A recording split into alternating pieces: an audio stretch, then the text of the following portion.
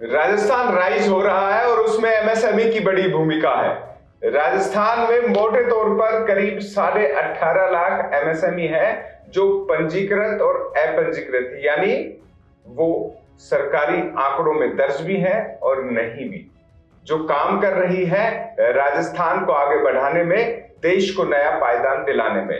लेकिन वक्त बदल रहा है। इस बदलते वक्त में तकनीक का समावेश हो रहा है, एआई इंटेलिजेंस अपना योगदान दे रही है और बड़े उद्योग चाहते हैं कि एमएसएमई की मदद उसी तरीके से मिले जो तकनीकी संसाधन उनकी कंपनियों में काम आते हैं। तो राइजिंग राजस्थान हो रहा है और लाखों करोड़ रुपए के नए निवेश के प्रस्ताव आ रहे हैं। उनमें एमएसएमई की क्या भूमिका है? क्योंकि एक दिन बड़ा उद्योगों के लिए रहेगा तो एक दिन उन छोटी इकाइयों को भी राजस्थान की सरकार दे रही है कि उनके हक, उनके हकूक और उनकी नीति निर्धारण की बात को सुनी जाए। और ये आयोजन लघु उद्योग भारती के सहयोग से किया जा रहा है। तो एमएसएमई कॉन्क्लेव राइजिंग राजस्थान में जो हो रही है, उनके संयोजक महेंद्र मिश्रा जी हमारे साथ हैं। स्वागत है राजस्थान चौक। नमस्कार, आप सभी को धन्यवाद।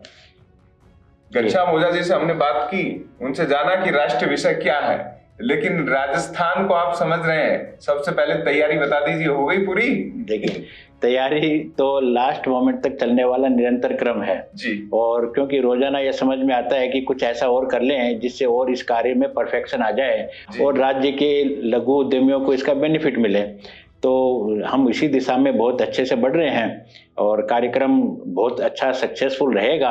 और मैं एक ही आपको आश्वासन दे सकता हूं कि आज तक के इतिहास में, राजस्थान के इतिहास में इतना बड़ा लघु उद्योगों का संगम पहली बार यहाँ की जनता देखेगी। जी, बड़ा बताया आपने, यानी बड़ी संख्या में लोग आ रहे हैं जी।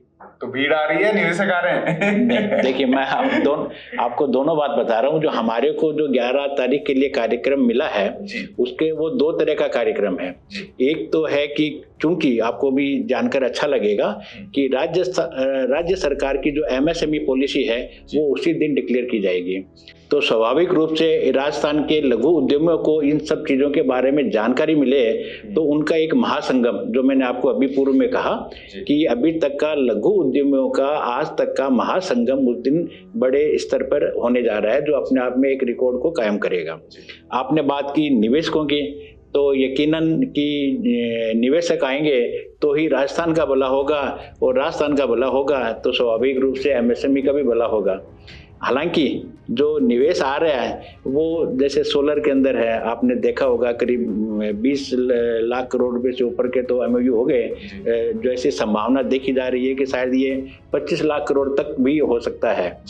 तो इसमें अधिकतम जो निवेश आ रहा है वो सोलर में आ रहा है। तो सोलर में आ रहा है लघु उद्यमियों का, उससे डायरेक्ट कोई भी इस तरह का बेनिफिट नहीं है, परंतु इनडायरेक्ट बेनिफिट लघु उद्यमियों का ही होगा। मैं आपको इस तरीके से समझे कि अगर राजस्थान सरकार के पास में अगर रेवेन्यू जनरेशन आता है किसी भी तरीके से तो अंततः होगा क्या? राजस्थान की जनता के लिए उनके पास ज्यादा खर्च करने के लिए बजट होगा, एमएसएमई को भी देने के लिए कुछ होगा और सोलर भी लगेगा तो उसका जो फैब्रिकेशन का जो स्ट्रक्चर नीचे का बनता है वो 99% एमएसएमई सेक्टर से आने वाला है। जी। तो फायदा मिलेगा यकीनन, हम तो इसीलिए लग रहे हैं मिलेगा। एक बेसिक जानकारी हम इस शो में ले लेते हैं कि आपके एमएसएमई कॉन्क्लेव में आने के लिए आदमी पंजीकरण कैसे कराए? और भी लोग आना चाहते हैं, हालांकि आपने कई शहरों में अपनी बैठकें की हैं और पूरे भारतवर्ष और प्रवासी भी आप बुला रहे हैं, लेकिन अगर कोई चाहे, जिस तक आप नहीं पहुंच पाए हो, आना चाहे तो कैसे इस पे? देखिए, आपने भी बताया और हमने भी बताया कि हमने पूरे राजस्थान के सभी जिलों में इसके लिए तैयारी के निमित्त बैठक की है। आपने बात कही रजिस्ट्रेशन की, तो रजिस्ट्रेशन इसमें पोर्टल पर 2 तरीके से हो रहे हैं। एक जो राइजिंग राजस्थान का राज्य सरकार का जो पोर्टल है उसके ऊपर आप जब रजिस्ट्रेशन के लिए जाएंगे तो उसमें 3 दिन का ऑप्शन वो पूछता है और वहां करवा सकते हैं। हमने हमारे उद्यमियों को, क्योंकि हमारे को लघु उद्योग भारती अपने राजस्थान में करीब 12,000 से ज्यादा हमारे मेंबर हैं, उन तक पहुंचने के लिए, और उनको आप उसमें एकदम माइक्रो वाला भी मेंबर है, मीडियम वाला भी है, स्मॉल वाला भी है, सभी हैं, हमारे माइक्रो मेंबर स्मॉल मेंबर ज़्यादा हैं और वो पोर्टल पर न जाए इसके लिए हमने एक अलग से पेज क्रिएट करवा करके जो सीधा एमएसएमई कॉन्क्लेव के लिए रजिस्ट्रेशन होगा, जो केवल 11 तारीख का रजिस्ट्रेशन होगा, वो हमने व्हाट्सएप के माध्यम से और हमारे जो सोशल मीडिया के माध्यम से उनको वहाँ तक भेजा है और उसी के माध्यम से जो रजिस्ट्रेशन हो रहे हैं वो एमएसएमई कॉन्क्लेव के लिए हो रहे हैं। महेंद्र जी, हमेशा एमओयू तो होते हैं, जमीनी हकीकत उनकी अलग होती है, आ नहीं पाते। एमएसएमई वाले आए सारे के सारे, ये सुनिश्चित करेंगे बतौर समन्वयक होने के नाते? देखिए, अभी हमारा जो मेन फोकस ये है, जैसे मैंने आपको पूर्व में भी कहा कि कम से कम राज्य की माली हालत सुदृढ़ हो, किसी भी तरह से इनके पास रेवेन्यू जनरेट हो। रेवेन्यू जनरेट होगा, उसके बाद में हम मैन्युफैक्चरिंग सेक्टर का विकास कैसे हो, इसके बारे में सरकार से निरंतर संपर्क कर रहे हैं। आपको एक और अच्छी जानकारी दे दूं, एमएसएमई कॉन्क्लेव के दिन ही राज्य सरकार एमएसएमई पॉलिसी के अलावा, इसके अलावा और भी करीब हम ये मान के चल रहे हैं कि उम्मीद तो ये कर रहे हैं करीब 13 भी नहीं तो कम से कम 7 अलग अलग पॉलिसी जो एमएसएमई से डायरेक्ट रिलेटेड है वो उस दिन अनाउंस होने जा रही है। तो हमारा प्रयास धीरे धीरे एक सीढ़ी, मैं ये नहीं बोल सकता हूँ कि एक ही राइजिंग राजस्थान होगा और यहाँ का पूरा राजस्थान का भला हो जाएगा, ऐसा नहीं है। हम एक ठोस कदम उस दिन उठाने जा रहे हैं। सरकार और ब्यूरोक्रेसी दो महत्वपूर्ण तत्व है जिनका वास्तव में मदद एमएसएमई को तो चाहिए। समन्वय वहां भी दिख रहा है आपको? देखिए, इसको मैं इस तरीके से समझता हूँ कि जब शीर्ष नेतृत्व की अपनी खुद की कोई अगर सोच होती है, उसका कोई विजन होता है और वो ये मान के चलता है कि मुझे कुछ करना है, तो वो अपने तंत्र के माध्यम से उस चीज़ों को नीचे उतार सकता है। इसका सबसे बड़ा उदाहरण आप अच्छे से देखने चाहिए तो हमारे जो मोदी जी है, मोदी जी के आने पर के पहले भी तंत्र तो वही था जी। अब 10 साल में लोगों ने आप और हम सभी उसमें परिवर्तन देख रहे हैं। तंत्र वही, अभी उनकी मानसिकता बदल रही है। आप योगी जी को देखिए, यूपी के अंदर उन्होंने अपने दोनों कार्यकाल के अंदर जो जितना बड़ा निवेश लेकर आए और तंत्र की विचार को बदलने का किया है। तो मैं ऐसा मानता हूं कि अभी भजनलाल जी की सरकार ने भी इनके दिमाग में ये आया है कि हमें राजस्थान को शासन नहीं चलाना, सिर्फ यहाँ की दशा और दिशा राजस्थान की दोनों बदलनी है। धीरे धीरे तंत्र में भी ये परिवर्तन आएगा। हालांकि मैं आपकी बात से पूर्णतः सहमत हूँ कि ये बहुत बड़ी हर्डल है लघु उद्योग चलाने के लिए। जी, डबल इंजन की सरकार राजनीतिक तौर पर यूज किया जाता है, एमएसएमई के लिए कितनी मददगार साबित हो सकती है? देखिए, इसमें आप भी जानते हैं अच्छे से कि कोई भी राज्य सरकार की योजना पूर्णतः राज्य अपने ऊपर निर्भर करके नहीं चला सकता। उसको अपने फंड, इसको योजनाओं के लिए या केंद्र की नीति के अनुरूप योजनाएं बनाने के लिए वहाँ से अतिरिक्त मदद की आवश्यकता होती है। वैसे सभी, क्योंकि अपना संघीय ढांचा ऐसा है कि केंद्र सरकार सभी राज्य सरकारों को उसके कोई भी उनका जो अनुपात बनता है या उन्होंने जो सिस्टम सेट कर रखा है सबको अनुदान देते हैं। परंतु कई बार यह देखा देता है अगर दोनों सरकारों के बीच में तालमेल अच्छा होता है तो योजनाओं को क्रियान्वयन और उनके लिए बजट एलोकेशन में यकीनन उसका फायदा मिलता है। वन डिस्ट्रिक्ट वन प्रोडक्ट कितना असरदार, और बाकी आप तो अब तहसील तक जा रहे हैं। बिल्कुल, देखिए ये कंसेप्ट इसको कहा था कि राजस्थान अपने देश का सर्वांगीण विकास कैसे होगा जी। अगर हम खाली देखेंगे भी शहरों में चकाचौंध बड़ी बिल्डिंगें हैं, बड़ा इंफ्रास्ट्रक्चर बन गया, तो मैं समझता हूं कि ये विकास नहीं है। विकास की सही अवधारणा जो पूर्ण होगी वो हमारे जो ग्राम के माध्यम से या ढाणी के माध्यम से अगर हम वहां तक पहुंच गए और वहां का रहने वाला वो अपने आप में सक्षम हो जाए और वहीं वो रुक जाए, उसको अपने रोजगार के लिए, रोजी रोटी के लिए शहरों की तरफ पलायन नहीं करना पड़े, तो ये विकास होगा। तो वन डिस्ट्रिक्ट वन प्रोडक्ट की जो योजना है इसके दूरगामी परिणाम होंगे अगर ये सही मायने में सक्षम इस पे कार्य हो जाता है और कर लेते हैं। हमने तो इसका रोड मैप, जैसे आपको हमारे राष्ट्रीय अध्यक्ष जी ने आपसे वार्ता हुई थी पूर्व में, तो उन्होंने बताया था हमारा रोड मैप तो सरकार के साथ चलकर इसको और आगे ले जाने, तहसील तक ले जाने का है। हम सोच रहे हैं कि जहाँ का कोई भी एक खास कोई भी अपना जो आर्टिजन है उसको भी किसी तरीके से सशक्त हो जाए और वो आगे बढ़े। एक बड़ी जो दिक्कत आती है वो वित्तीय, कहते हैं कि कोई भी इंडस्ट्री या छोटी इकाई या स्टार्टअप शुरू हो तो 365 दिन बड़े ही मतलब ऑब्जर्वेशन वाले होते हैं, उसमें लाभ की ना सोचे, लेकिन एमएसएमई वाले को तो घर तो चलाना होता है, तो वित्तीय मदद तो चाहिए। बहुत सारी प्रोत्साहन योजनाएं इस संदर्भ में राज्य और केंद्र सरकारों की आती रहती है, लेकिन सब तक पहुंचना मुश्किल है। जरूरत तो सभी को है। देखिए, यहाँ पर जैसे आपने पूर्व में पूछा था ना, यही वही बात आ जाती है कि जो तंत्र की मानसिकता का क्या है। जी। सरकार की बहुत सी नीतियां में परिवर्तन हुआ है और सरकार ने जैसे आपको बिना गारंटी लोन वाली है, अभी आपने देखा कि डबल कर दी उसको। और नए जो एंटरप्रेन्योर आ रहे हैं, युवा उद्यमी आ रहे हैं, तो उनके लिए अब ऊपर तो सोच सही है, अब सवाल आ जाता है तंत्र का कि तंत्र उसको कैसे इम्प्लीमेंट करता है और किस तरीके से करना चाहता है। यकीनन ये बहुत बड़ी समस्या है।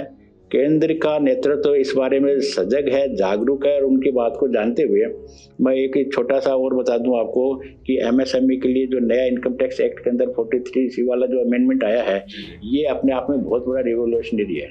हालांकि बहुत से लोगों ने या हम कई सदस्यों ने इसका विरोध भी किया, परंतु उसके सकारात्मक परिणाम अब ये इस फाइनेंशियल ईयर के आज अपन नवंबर में चल रहे हैं, लोगों को देखने को मिल रहे हैं। जिनके रुके हुए पेमेंट एक साल से 8 महीने से 10 महीने से थे, मार्च के अंदर उन लोगों में से 40-50% से ज़्यादा लोगों को वो पेमेंट, एक तरीके से ये बोलो कि जो डूबे हुए पेमेंट थे भी ना, वो भी बड़ी कंपनियों को, बड़े जिनकी ऑडिट के अंदर आते थे, उनको करना पड़ा।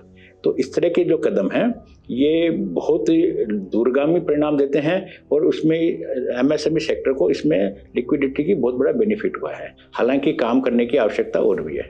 एमएसएमई का कौन सा सेक्टर आप देख रहे हो राजस्थान में राइजिंग राजस्थान के जरिए आगे बढ़ेगा? देखिए, क्योंकि हम लोग मैन्युफैक्चरिंग सेक्टर में थे, तो हमारी तो कोशिश ये थी कि कोई भी, जैसे कि यूपी के अंदर आप देखें कि यूपी में उन्होंने डिफेंस कॉरिडोर बनाया जी। तो डिफेंस कॉरिडोर आया तो आप ये मान के चलें कोई भी बड़ी एक यूनिट लगती है। एक दूसरा उदाहरण आप देख लेंगे, जैसे हमारे पड़ोसी राज्य गुजरात के अंदर मारुति का कारखाना लगा हुआ है। थोड़ा सा 2 मिनट का टाइम लगेगा, इसकी पृष्ठभूमि में आपको बताऊंगा। आपने देखा होगा 4-5 साल पहले वहाँ लेबर प्रॉब्लम हुई थी और उच्च अधिकारियों के साथ जो इस तरह का व्यवहार हो वो सबको जग जाहिर है। इसके बाद में मारुति के उच्चतम प्रबंधन ने ये तय किया कि हम हरियाणा से बाहर जाएंगे और उन्होंने गुजरात के अंदर इस तरह की कोई जगह देख करके जगह भी ले ली, छोटा मोटा काम भी शुरू कर दिया। परंतु हरियाणा की जब सरकार में परिवर्तन हुआ और उन्होंने उसकी चीज़ों को समझा तो उनको ये जमीन खिसक गई उनकी ये जानकर कि अगर हरियाणा से मारुति निकल गई तो उनका सारा बजट तो उनके पीछे चल रहा है। उन्होंने उसको रोका।